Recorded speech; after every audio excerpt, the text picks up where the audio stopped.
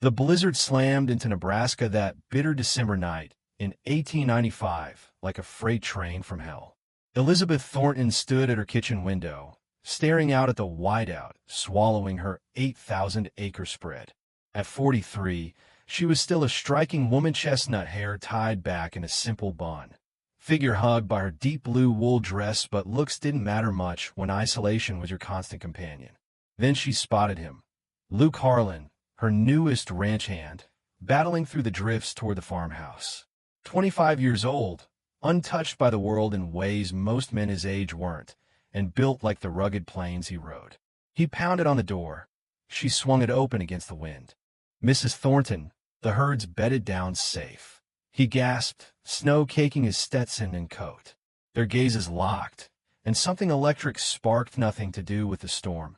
Everything to do with a longing that had been building for months. She ushered him in, hands shaking as she poured hot coffee. He stood by the stove, steam rising from his damp curls. What unfolded next would shatter conventions, ignite gossip, and force them both to question if one stolen moment could rewrite a lifetime of regrets. 6 months earlier, Luke had drifted onto the Thornton ranch with little more than a saddlebag and ambitions as vast as the Midwest sky. Born in Missouri, orphaned young after his pa fell in a mining accident, he'd bounced between outfits since 19, honing skills and squirreling away every penny for his own land. Elizabeth had eyed him from the porch that first dusty morning. Most cowboys were rowdy types, all beer and brawls, but this one was different. Sat tall in the saddle, spoke to the Mexican herders with genuine respect, no hint of the usual sneer. "Ma'am, word is you're hiring for the spring roundup," he said, tipping his hat. She stepped closer, heart skipping at his clear green eyes and the way his faded shirt strained over strong shoulders. "Can you rope and brand, Mr. Harlan?" "Luke Harlan, ma'am. And yes, I can handle whatever the job throws at me." A flush crept up her neck, quick, forbidden. She backed off. $40 a month, plus board and bunk. His brows shot up. Standard pay was $30. "That's mighty fair, Mrs. Thornton. Good hands earn it." She hired him right then, a decision that would either save her soul or seal her fate. Within days, Luke had the crew whipped into shape like a sergeant drilling troops. He broke broncs that bucked off veterans, read maps better than the foreman, and every dusk, as he nodded goodnight on his way to the bunkhouse, Elizabeth felt a stir she hadn't known since her girlhood, a raw, aching want. She'd wed Samuel Thornton at 21, a merger of her father's grain empire and a cattle king's fortune. Samuel was twice her age, all business, and no fire. 22 years of polite dinners, separate bedrooms, and stifled dreams. When he keeled over from a heart attack 4 years back, she'd grieved the stability, not the man. Love? Passion? Those were fairy tales until Luke Harlan galloped in like a storm cloud promising rain. The hands admired him, but Elizabeth saw deeper. The way he pored over almanacs by lantern light, tallied his earnings meticulously, stared at the horizon with a hunger for more. "Got plans for your own outfit one day?" she asked one crisp September evening, handing him his pay envelope. "Yes, ma'am. That's the goal. Dreams can bite back, Luke. So can settling for less." Her lace cuff grazed his knuckles as she passed the coffee. He flinched like it had burned. "I'd best head out. Ought to and desire ain't the same." The words slipped out, heavy with implication. He rose, all 6 feet of restrained power. "Mrs. Thornton, Elizabeth. Call me Elizabeth. I know your name, ma'am, and I know my station." He left, but the air crackled with unspoken truth. He'd crossed into dangerous territory. Whispers started among the crew, sidelong glances when she delivered midday water, murmurs over campfire stew. She was flirting with disaster, and the smoke was thick enough to choke one except for the 2 fools too consumed to notice. What happens when a widow starved for affection collides with the one man who could upend her world? It erupted on a Wednesday. Coyotes had been stalking the calves for weeks. Luke rode out solo to scare them off. Dawn broke, and he cornered the pack, 5 mangy beasts with glowing eyes. His Winchester jammed. He hit the dirt, fangs tearing into his arm before the varmints fled at distant gunshots. They hauled him to the house. The bunkhouse lacked proper bandages. Elizabeth glimpsed the blood-soaked sleeve and barked, "Out, all of you! I'll handle this." "Ma'am, it's nothing," he protested, but she hushed him, slicing off the fabric. Lord, she'd seen bare-chested workers in haying season.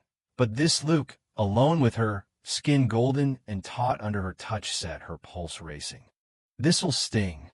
She doused the gashes with bourbon, ignoring how his muscles flexed, how he smelled of earth and sweat and pure masculinity. "You were reckless out there. Brave, but reckless. Couldn't lose the stock." Their eyes met, his breath hitched. "Mrs. Thornton." "Elizabeth." She bandaged him, face inches from his. "Say it. Just once." "I shouldn't." "Say it." "Elizabeth." The name hung like thunder. Ripples spread, desire, fear, inevitability. She finished, palm lingering on his chest, feeling his heart thunder. "Your trouble, Luke Harlan." "No, ma'am. You are." He stood, wounds forgotten, bodies close. The crew's chatter? She didn't care. "They're gossiping already." "Let him." "Pastor Jenkins quizzed me today if I was mending my manners with the boss lady. And told him to butt out." His grin lit the room, boyish and bold. "That's my woman." "My woman." Her legs weakened. "I ought to send you packing for your sake. But you won't. 'Cause you're tired of empty nights. And I'm the first real spark in decades." She retreated, smoothing her apron. "Rest up." "That's an order." Upstairs she collapsed, tears for a loveless marriage, a wasted youth, the decent man below who'd walk away if she asked, and the fool in her who wouldn't let him. That night, dreams swirled. Coyote snarls, tender caresses, his voice murmuring her name like gospel. Awakening, she knew she was doomed. Salvation or ruin. Luke Harlan held the key. The blizzard descended like divine wrath. Elizabeth had dismissed the hands to town earlier, save Luke, who stayed for barn duties. The cook, Mrs. Alvarez, had gone to her sister's birthing. Alone at last, she busied herself with supper, ears straining for his boots on the stoop, mind racing with forbidden what-ifs. When he knocked, her stomach flipped. Heard secure, but this blow's fierce. Snow dusted his lashes. His cheeks were raw red. "Get warm." She poured coffee, spiked with whiskey. He hovered by the hearth, clothes steaming. "Strip those wet duds," she blurted, then blushed. "I'll manage." But he said her name softly. "Elizabeth." The gale shrieked, shaking shutters. They sat opposite, propriety intact, tension thick as fog. "Tell me about Missouri. Your folks." "Not much story. Pa gone to mines, Ma followed from grief. On my own at 17. "Is that why you've never?" "With a woman?" "Maybe. Or waiting for the one worth it." Silence fell, heavy. "Elizabeth, I know what you'll sim. Too green. You're a proper widow," tongues a wag. She rose to the window, reflection mocking her. "What if I skip all that? Then you're the gutsiest gal I know, or the craziest." He approached from behind, heat radiating. "Maybe both." She pivoted. Inches separated them. His hand cupped her jaw. "We can't. We can choose. For once, choose you." His lips met hers, gentle, then urgent as she yielded. Years of frost melted in flames. Hands fumbled buttons. He guided her upstairs. Firelight danced on the walls. She stood vulnerable, shy. "I've never wanted like this." "We'll take it easy." His touch revered her, tracing collarbone, waist whispering, "Elizabeth, you're stunning." 43 and flawless. Her turn, unveiling him, marveling at youth and strength. On the bed, explorations ignited gasps, arches, discoveries she'd never imagined. "Please, Luke." He hovered, eyes ablaze in crash. The front door burst open. Voices below. "Mrs. Thornton? You in?" Luke swore, rolling off. "Dress fast." She scrambled, pulse hammering. "Just a sec." Downstairs, reality hit like ice. Sheriff Dawson and Pastor Jenkins stomped in, shedding snow. Jenkins' eyes narrowed at her tousled hair, flushed skin. "Bridge flooded out. So your lights mind if we hole up?" "Of course." Luke emerged from the back, rumpled but clothed. "Sheriff, Pastor." Dawson's brow furrowed. Harlan? Late for a hand to be inside. Horses spooked. Mrs. Thornton offered Joe while I waited. A fib, but plausible. Jenkins wasn't fooled, gazed darting suspiciously. How neighborly. In the parlor, Jenkins cornered her alone. I'm worried about you, Elizabeth. Isolated with rough minutes, unseemly. I'm fine managing. But optics count. Reputation. Folks are chattering. About you and that pup. Favoritism, extra pay. Luke's top-notch. He earns it. Sure, but a widow your age cozying up to a boy half that? It's scandal bait. He's 25. I'm 43, not half. Close enough for wagging jaws. He leaned in. Merchant Caldwell's asked to court you solid, fitting match. Caldwell. 62. Paunchy. Sour as vinegar Samuel reborn. Worse. Not interested. Think of your standing, your soul. His tone sharpened. One slip, and poof respect, ranch all gone.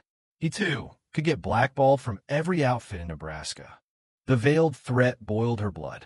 In the kitchen, Luke and Dawson droned about the weather mundane cover for the chaos upstairs. As dawn broke and they left, Luke whispered, I gotta go. No, if you bolt, they win. If I stay, you crumble. He clasped her hands. What almost happened? It shifted the earth.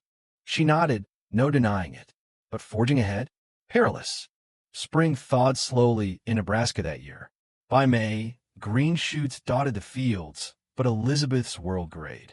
Luke vanished one rainy April dawn, weeks after Sheriff Dawson relayed community concerns about improper conduct at the Thornton place. No charges, just hints Luke should mosey on. She'd raged, vowing to confront the busybodies, but Luke decided, won't drag you down. You deserve peace, not this mess. She watched him ride off till he faded into the mist, heart shattering. A month later, she accepted Caldwell's ring not for joy, that died with Luke, but for armor against whispers, for the numb security of expectations.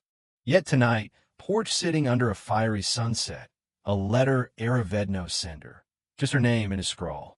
Elizabeth got a spread in Wyoming now. Small but mine. Think of you constantly. Do you? Luke. Tears stung. Tomorrow, she'd reply. Wed Caldwell. Forget her. Find a girl his age. But no. Fury rose-seat society, at fear, at herself. She burned the acceptance note to Caldwell, saddled her mare, and rode west through the night. Whispers be damned. She'd claim her life. Days later, she crested a hill to his cabin. He stepped out, stunned. Elizabeth, I choose us. Scandal or not. He pulled her close. We'll face it together. They build a life ranch thriving. Love, fierce proving rules bend for the bold. Nebraska tongues wag, but out here, under wide skies, they found bliss. What do you think? Was Elizabeth right to defy society for love? Or should she have played it safe? Drop your take in the comments, agree, disagree, share your stance. I'd love to hear your views.